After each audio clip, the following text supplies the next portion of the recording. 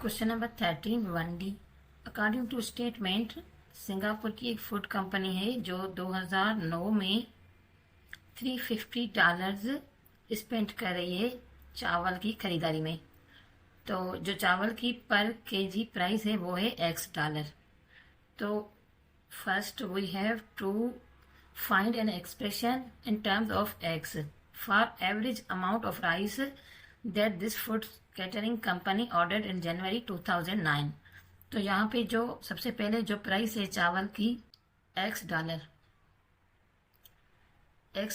is equal to 1 kg and the company is spending $350। So the expression to find, यहाँ पे हम लिख सकते हैं kg इज इक्वल टू, क्योंकि हमें नहीं पता कि वो कितने केजी ले रही है या केजी की प्राइस क्या है और हमने इक्वेशन सिर्फ एक्स के टर्म पे बनानी है, तो वेरी इजी 350 आवर एक्स।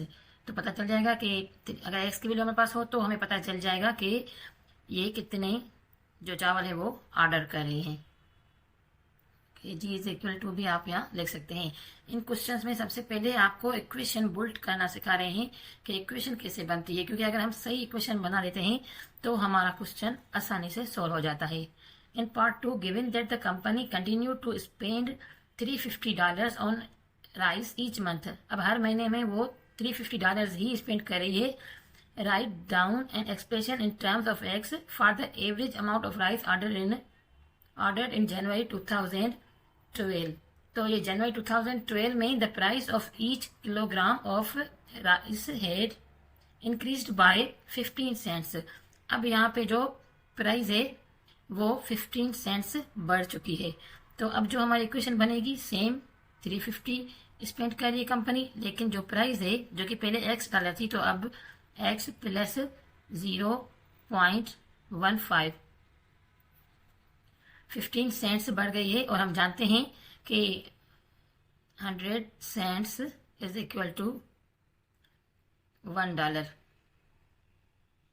तो यहाँ पे अगर हम 100 से 15 को 100 से डिवाइड करें तो हमारा आंसर आएगा 0.15 सॉरी। सो ये आ जाएगा 350 आवर एक्स प्लस 0.15।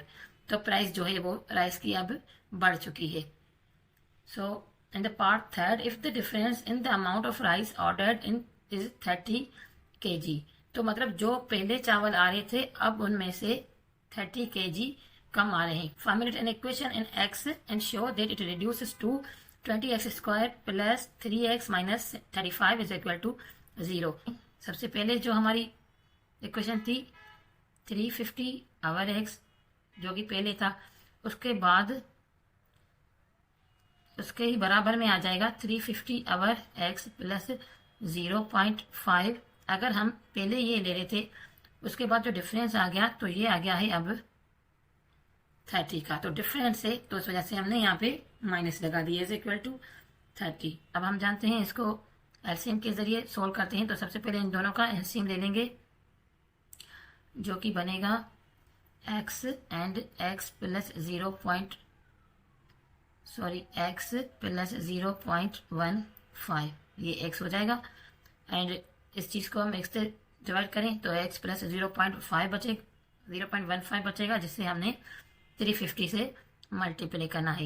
इन दोनों चीज़ों को 350 से मल्टीप्लाई करना है। तो पहले x से करते हैं, x इंटू 350 ये हो जाएगा 350x।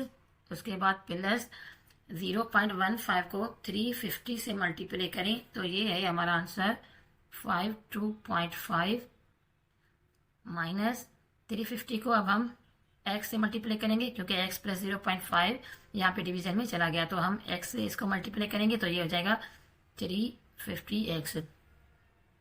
इसका सीधा साधा तरीका ये है कि हम इन दोनों का एलसीएम लें, वो यहाँ पे लिख दें, और जो इन दोनों का एलसीएम होता है वो इन दोनों की मल्टीप्लिकेशन ही होती है तो वो यहाँ पे लिख दें और इनको आपस में क्रॉस मल्टीप्लाई कर दें, मतलब इसको इन दोनों से और इसको इससे मल्टीप्लाई कर दें इज इक्वल टू 30 सेम रहने देते हैं। अब यहाँ पे 350 ये प्लस का है एंड ये माइनस का है तो ये दोनों तो आपस में सोल्व हो गए। रह गया जो हमारे पास 52.5 इज इक्वल टू, ये क्रॉस मल्टीप्लाई के बाद इस साइड आ जाएगा तो ये 30 को ये दोनों को करेंगे x स्क्वायर हो जाएगा और ये 30x स्क्वायर। उसके बाद 30 एंड 30 को 0.15 से करें तो ये आ रहा है 4.5 प्लस 4.5 x। 0.15 को x से किया, उसके बाद को 30 से किया तो 4.5x। अब जो इक्वेशन है 30x square plus 4.5x 52.5 minus के हो जाएंगे, हमारे पास इस साइड आएंगे तो ये माइनस के हो जाएंगे। अब इस इक्वेशन को हमने रिड्यूस करना है इक्वेशन में, जो कि है 20x square plus 3x minus 35। तो यहाँ पे हम पहले वो इक्वेशन नोट कर लेते हैं जिसमें हमने इसको रिड्यूस करना है। तो इक्वेशन है हमारी 20x square plus 3x minus 35 is equal to 0। ये इक्वेशन हमें गिवन है और हमने इस इक्वेशन को इसमें कन्वर्ट करना है।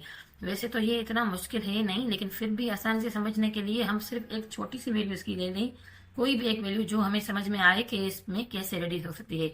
मतलब जैसे ये हम देख सकते हैं, अगर हम इस 30 को ले लें तो 30 के हम 3 हिस्से कर दें तो 2 हिस्से हमारे पास ही, तीसरा हिस्सा मिसिंग है, यानी कि 13 को डिवाइड बाय 3 करें तो 10 हो जाएगा और 2 टाइम 10 हमारे पास यहाँ पे बाकी जो तीसरे वाला नहीं है। मतलब जो तीसरा हिस्सा है हमने वो खत्म करना है। सेम इसी तरह अगर हम 4.5 को ले लें तो हमने इसका भी तीसरा हिस्सा जो है वो ये 3 है एंड ये 4.5 है, यानी कि जो इसका तीसरा हिस्सा है वो खत्म करना है। तो हम इसको 1.5 से डिवाइड कर सकते हैं, मीन्स 1.5 से। तो ये हमारे पास इसका जो थर्ड है वो आ जाएगा।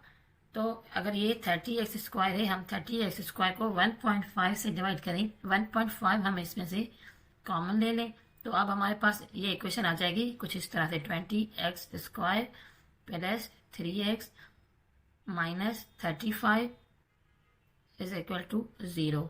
तो ये ज़रूरी है कि आप कैलकुलेटर पे इन तीनों वैल्यूज को 1.5 से डिवाइड करके देखें कि आया ये सेम इक्वेशन आ रही है, हमारी जो ये इक्वेशन है ये यहाँ पे आ रही है या नहीं आ रही है। तो एक अंदाजे से हमने ये सोल्व किया है, उसके बाद मैंने ये ट्राई किया है तो ये सही आ रही है। तो समझने के लिए सिर्फ मैं आपको ये बता रही हूँ, वंस अगेन रिपीट कर रही हूँ कि यहाँ पे हमने इस इक्वेशन को रिड्यूस करना है, मीन थोड़ा छोटा करना है। वो छोटा करने के लिए हम इनमें से कोई भी एक चीज़ जो तीनों ही चीज़ों में सेम हो वो कॉमन ले लेते हैं। तो यहाँ पे क्योंकि ये वैल्यू पॉइंट में भी है और दूसरा ये कि हमारे पास ये 3x गिवन है, तो 3x को हम जानते हैं 1.5 गुना हम करें तो 4.5 बनता है। सेम इसी तरह अगर हम 20 का 1.5 गुना करें तो 30 बनता है। इस वजह से मैंने 1.5 जो है वो कॉमन ले लिया है, मीन्स 1.5 जो है मैंने कॉमन ले लिया है। तो अब हमने यहाँ पे has find the price of each kilogram of rice in January 2012। तो यहाँ पे हमने जो पार्ट 4 है वहाँ पे हमने चावल की जो प्राइस है 1 kg की वो फाइंड करनी है। तो ज़रूरी है कि हम x की जो वैल्यू है वो फाइंड आउट करें, क्योंकि हमने x के टाइम में ही इक्वेशंस बनाई हुई हैं। तो यहाँ पे ये सेम इक्वेशन है हमारा, according to quadratic formula minus b's value 3 plus minus b का square minus 4 a's value 20 and c's value minus 35। Over 2 and a's value 20। x is equal to ये हो जाएगा सेम 3 प्लस माइनस 3 का square 9 minus minus plus 4 20 का 80 and 80 को 35 से solve करना है तो ये आ रहा है 2800 आवर 220 द 40। अब हम जानते हैं यहाँ पे एक वैल्यू हमारे पास प्लस की आएगी एंड एक माइनस की, लेकिन माइनस की वैल्यू की कोई वैल्यू नहीं बनेगी, हमने यहाँ पे प्लस की वैल्यू लेनी होगी। -3 प्लस की ही ले लेते हैं। 2800 प्लस 9 तो ये स्क्वायर रूट करें इसका तो ये कंप्लीट स्क्वायर है और इसका आंसर है 53 आवर 40। 53 में से 3 माइनस करें तो ये 50 आवर 40 डिवाइडिंग 50/40 इज 1.25। तो यहाँ पे हमारे पास x इज इक्वल टू है 1.25। So, but we have to find each kilogram of rice in January 2012। हम जानते हैं कि जितना x की वैल्यू थी तो जनवरी में ये 0.15 सेंट्स जो है वो $0.15 से बढ़ गई थी। 15 सेंट्स मीन $0.15 से बढ़ गई थी। तो x in 2012 is equal to 1.25 plus $0.15। तो ये हो जाएंगे $1.40। Thanks for watching. Please subscribe my channel and keep watching.